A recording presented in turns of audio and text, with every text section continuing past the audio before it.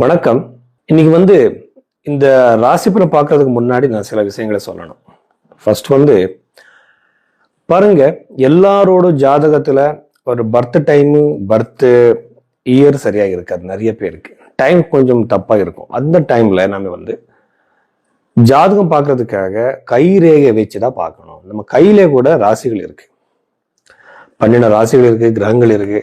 இப்ப for example இப்ப திருமண யோகம் ஜாதகத்துல கன்ஃபார்ம் ஆயிடுச்சுன்னா, நவாம்சத்துல கன்ஃபார்ம் ஆயிடுச்சுன்னா, கை ரேகையில சுக்கிர ரேகை அந்த டைம் பீரியட்ல சேருதா, அது ரெண்டுமே நம்ம கம்பைன் பண்ணதான் ஆகணும். ஸோ ரெண்டு கம்பைன் பண்ணும்போது இந்த இவெண்ட் எப்போ நடக்கும்னு நம்ம ஈஸியா சொல்லிடலாம். அது விட்டுட்டு நாம நிறைய பேர் என்னென்னமோ சொல்றாங்க. ஆனா நமக்கு வேண்டியது என்ன?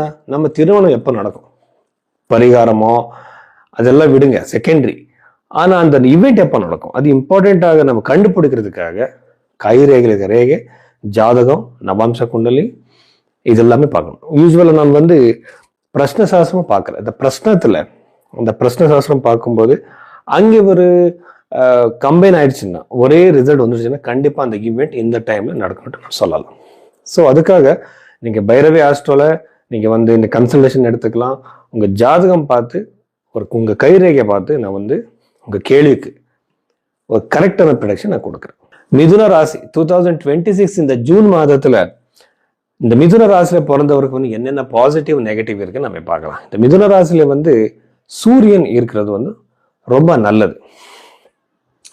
எப்படின்னா, அந்த சூரியன் நம்மளோட ஹெல்த்துக்கு சம்மந்தப்பட்ட பிளானட் ஆயிருக்கிறதுனால, அந்த கிரகம் ஆயிருக்கிறதுனால நிறைய பேருக்கு உடம்பு பிரச்சனை இருந்தா, ஹெல்த் பிரச்சனை இருந்தா கண்டிப்பா அது சரியாயிடும். அந்த பிரச்சனையிலேருந்து நீங்க வெளியே வரலாம், அது சால்வ் ஆகும். 2வது வீட்டில் இருக்கிற கிரகங்கள் அது குரு கிரகம், புத கிரகம், சுக்கிரன், இதெல்லாம் 2வது வீடுன்னா பணத்துக்கு சம்மந்தப்பட்ட வீடு. இது நீங்க பிசினஸ்ல இன்வெஸ்ட்மெண்ட் பண்ண போறீங்களா, உங்களுக்கு சக்சஸ் இருக்கு, லாபம் இருக்கு. உங்களுக்கு தெரியாத பிசினஸ்க்கு இன்வெஸ்ட்மெண்ட் பண்ணாலும் கூட இந்த மாதத்துல உங்களுக்கு லாபம் இருக்கு. எங்கேயோ உங்க பணம் மாட்டிக்கிட்டு இத்தனை நாள் அது வரல, இன்னைக்கு அது வர்ற சான்ஸ் அதிகமாயிடும். இந்த ஜூலை மாதத்துல யாரும் கடன் பிரச்சனை இருக்கும் சார், கடன் பிரச்சனை இருக்கு சார், நிறைய அது சால்வ் ஆக மாட்டேங்குதுன்னு கேட்பாங்க. எல்லாருக்குமே இந்த மாதிரி ஒரு யோகம் கண்டிப்பா இருக்கு. இந்த கடன் பிரச்சனையிலேருந்து நீங்க கண்டிப்பா வெளியே வருவீங்க.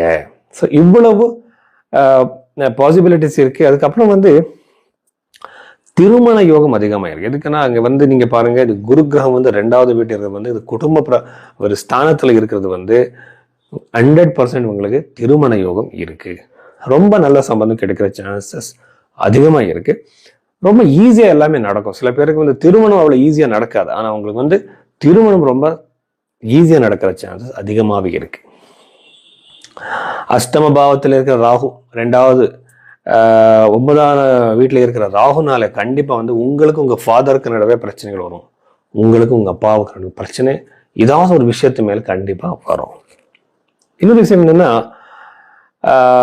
10வது வீட்டில் இருக்கிற இந்த சனி கிரகம் பார்க்கும்போது யூஸ்வலா உங்களுக்கு கரியர்ல ரொம்ப ஸ்லோவா போகும் ப்ராசஸ் எல்லாமே. இன்டர்வியூ கொடுத்துருப்பீங்க, அது ரொம்ப லேட் ஆகிடும். ஸோ இன்னும் எனக்கு ரிசல்ட்டே வரல சார், பதிலே வரலன்னு கேட்பாங்க.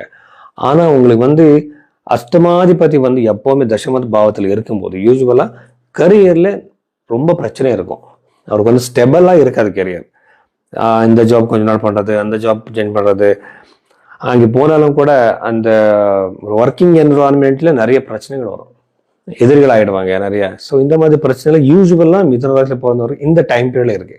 ஆனா உங்க பர்த் சார்ட்ல அப்படி காம்பினேஷன் இருந்தா அதுக்கு நீங்க பரிகாரம் பண்ணிதான் ஆகணும். பரிகாரம் என்ன? அது ஏதோ ஒரு பொருள் வச்சுக்கிறதோ பூஜை பண்றது இல்லை. அது உங்க சைக்கலாஜிக்கலா உங்க தாட் ப்ராசஸை நீங்க சேஞ்ச் பண்ணிக்கிறது, அதுதான் பரிகாரம்.